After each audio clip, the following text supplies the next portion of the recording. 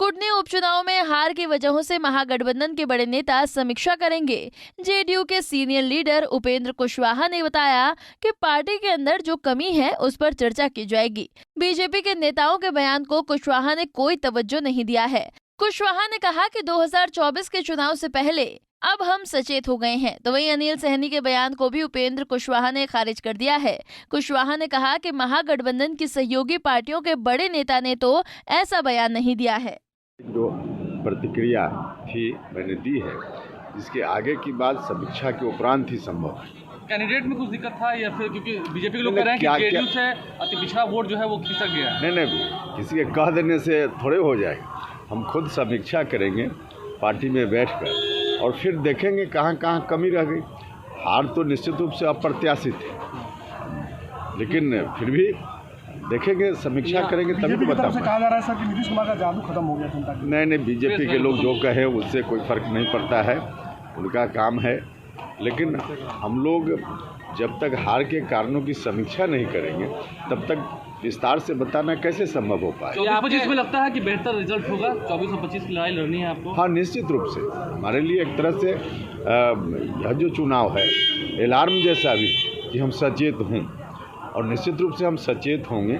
जो कमियां रही होंगी समीक्षा के उपरांत हम देखेंगे और उन कमियों को दूर करेंगे, और दूर करेंगे तो निश्चित रूप से हम 40 में 40 जीतने का जो हमारा दावा है उस ओर हम बढ़ेंगे। लेकिन कमियों की समीक्षा हमको करनी पड़ेगी। ये आपके अलायंस पार्टी नहीं कर रहे हैं कि नीतीश कुमार को इस्तीफा देना चाहिए? अरे व्यक्तिगत रूप से कौन क्या कह रहा है उसका कोई मतलब नहीं है। महागठबंधन में पार्टी टू पार्टी बात होती है, किसी एक नेता के कहने का कोई मतलब नहीं है।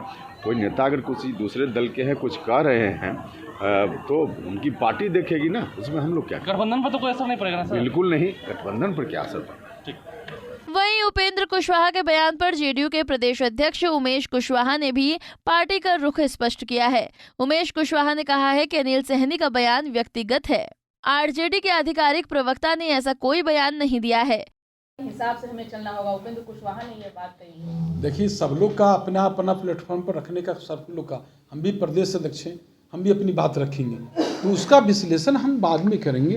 हमारे जितने भी साथी हैं और जो भी घटक दल के हमारे अंदर में भी हमारे पार्टी के साथी हैं, उनके साथ भी हम लोग विश्लेषण करेंगे, बैठेंगे प्लेटफॉर्म पर। अंदर और बाहर में भी हमारे जो भी महागठबंधन के साथी हैं उनसे राय विचार करके। अब तक के नीतीश कुमार जनता के हिसाब से नहीं चलते थे, अपने मन से चलते थे उपेंद्र। मैं अभी इसके विश्लेषण में नहीं, लेकिन आप इतने जानिए कि हमारे नेता सर्वमान माननीय मुख्यमंत्री जी, उन्होंने जो बिहार में जो विकास किया है ये कल्पना नहीं कर सकते।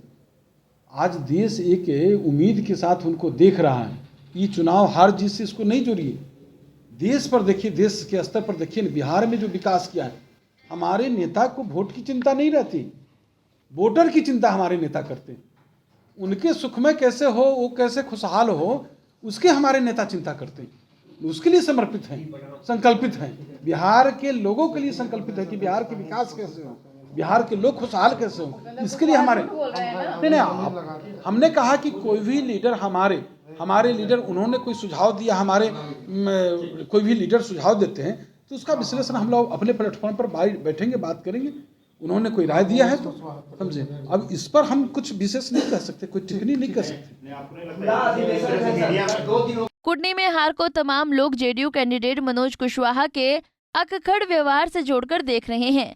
जेडीयू ने अगर कुडनी में कोई दूसरा उम्मीदवार उतारा होता तो बीजेपी ये सीट हार सकती थी। पंजाब केसरी टीवी के लिए पटना से अभिषेक सिंह की रिपोर्ट।